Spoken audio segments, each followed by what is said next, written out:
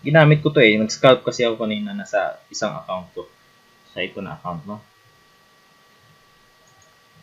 Ginawa ko, nag-scalp lang ako. Entry, pasok, labas, pasok, labas. Okay lang to. Okay lang makita nyo to kasi ano lang to eh. Ginagawa kong validate mo. So, dito makikita nyo, no? Trade history. Kung ano ang kaibahan. So, sa 900 ko, kumita ako ng 3.6. So, magkano ba yun? 15, 3.6 times 50. 180 pesos. Yan. So, 180 pesos, 180 pesos. Ito din, 180 pesos. So, magkano? Ilan na yun? Times 3.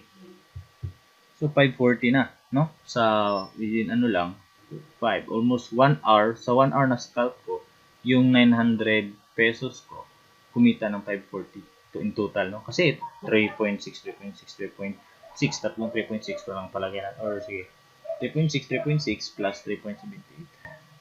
So, $10. So yun, tama. No? So, ganun lang, scalping. Wala kayong, bored kayo sa bahay nyo, gawin nyo to.